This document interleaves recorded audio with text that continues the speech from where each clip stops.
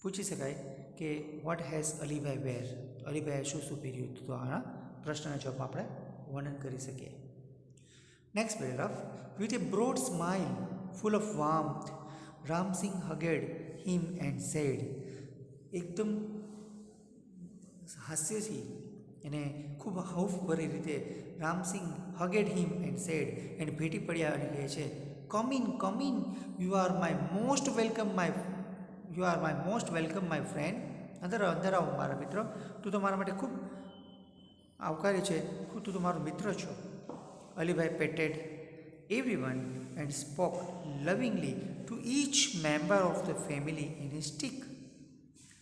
Alibhai patted everyone, દરેક લોકોને એ મળ્યા, એન્ડ સ્પોક અને બોલેલા, લવિંગલી ખૂબ પ્રિય રીતે બોલ્યા, to each member of the family in his thick strong voice and made himself comfortable on a couch. અને તેને દરેક રામસિંહના દરેક પરિવારને તે મળ્યા અને વાત કરી, થિક સ્ટ્રોંગ વોઇસ, કડક મોટા અવાજે, and made himself comfortable on a couch, અને બતાવ્યું કે હું જ્યારે સફારી કરીને આવેલો ટ્રેનમાં, કોચમાં, એમાં આરામદાયક હતી. મધર પ્રિપેર્ડ સમ ટી વેલ રામસિંહ ટોક્ડ ટુ અલીભાઈ. જ્યારે રામસિંહ અલીભાઈ જોડે વાત કરતા હતા એ દરમિયાન મમ્મીએ ચા તૈયાર કરી આપી. Alibhai was a traveller. Alibhai એક મુસાફરી હતા. હુ કવર્ડ લોંગ ડિસ્ટન્સ, એને લાંબો અંતર કાપેલું, ઓન ફૂટ, ચાલીને, ઇન ધ હિમાલયન માઉન્ટેન્સ, હિમાલયના પર્વતથી ચાલીને એને ખૂબ લાંબુ અંતર કાપેલું હતું. હી લવડ ટુ ઓબ્ઝર્વ એ નેચર, તે કુદરતને ખૂબ ચાહતા હતા, કુદરતના પર્યાવરણને ખૂબ ચાહતા હતા. He went from A village to village, એક ગામથી બીજા ગામ જતા હતા.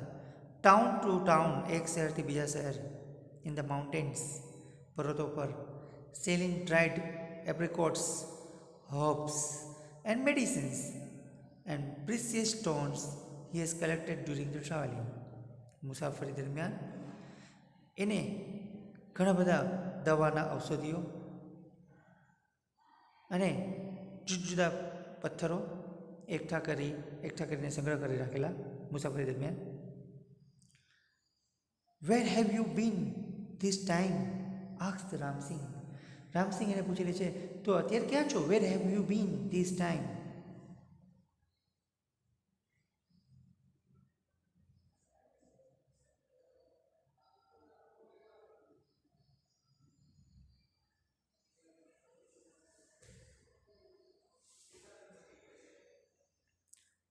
I went up to the high mountains, up to the border of Indians and Tibet. એમ કહે છે કે હું ઊંચા પર્વત પરથી ત્યાં આવી રહ્યો છું, જ્યાં ભારત અને ટિબેટની બંને દેશોની સરહદો ત્યાં છે, ત્યાંથી હું આવેલો છું.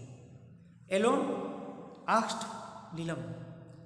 નીલમ તેને પૂછે છે, of course I am used to it. Will I stay here only for a night? હું ત્યાં એક જ રાત ત્યાં રોકાયેલો હતો. Tomorrow morning I shall leave, he said. No insistent, he agreed to stay for 2 days. એમ કહે છે, હું અહીંયા એક જ દિવસ રોકાવાનું છું, કાલ સવારના હું નીકળી જઈશ. એમ કહે છે, નો, મને કશું વાંધો નહીં, તું એકની જગ્યાએ 2 દિવસ રોકાઈશ તો.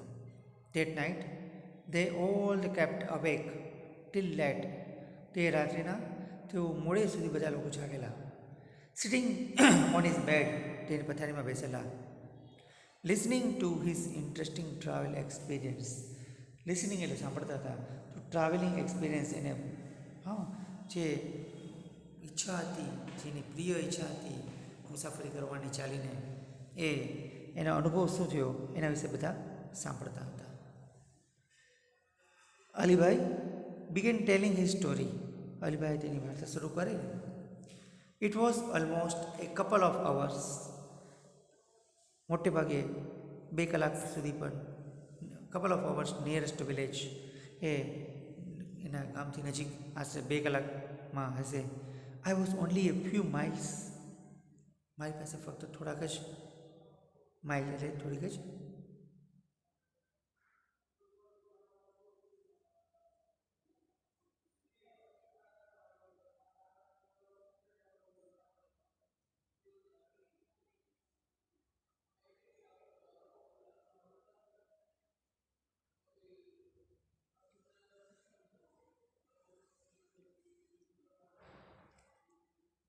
Acha.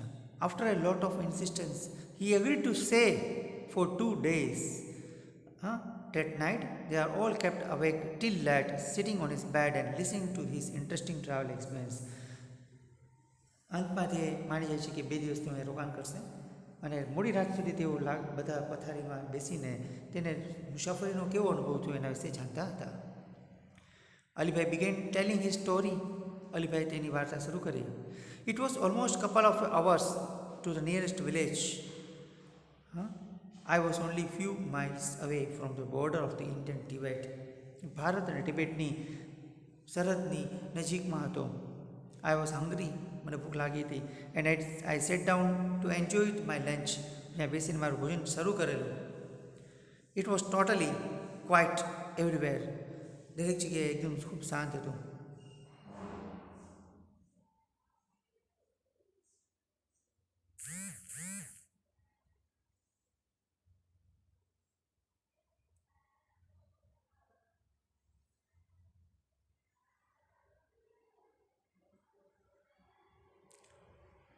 Alone? Asked Neelam. નીલમ પૂછી કે તમે ત્યાં એકલા હતા? Of course. I am used to it. Well, will I stay here only for night? Alibhai began his story at almost a couple of hours nearest village. I was only a few miles away from the border of India and Tibet. Bharat અને ટિબેટની સરહદની નજીકમાં છું હતો. થોડોક દૂર હતો. I was hungry and sat down to enjoy my lunch. મને ભૂખ લાગી એટલે હું ત્યાં મારો નાસ્તો કરવા બેઠો. I was totally quiet everywhere except some birds chirping sometimes. મેં આજુબાજુમાં ફરતે જોયું તો ખૂબ શાંત વાતાવરણ હતું. કોઈ ત્યાં હતું નહીં. ખાલી પક્ષીઓનો થોડોક કલરવ આવતો હતો.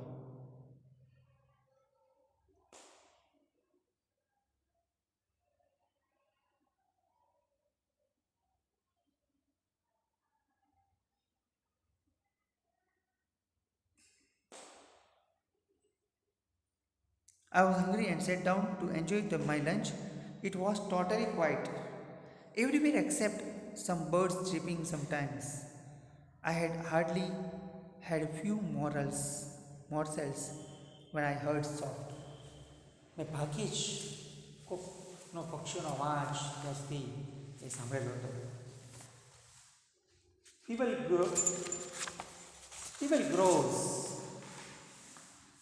grows.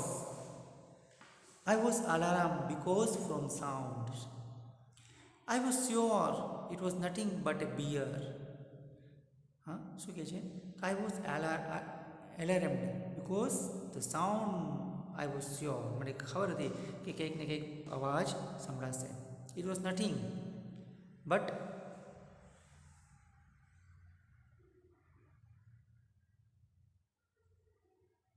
a bear. ત્યાં એક rich. I quickly closed my tiffin. મેં તરત જ મારું ટિફિન બંધ કરી દીધું. Box and bent low. અને બેન્ડ એટલે વાંકા વળી બેસી ગયો.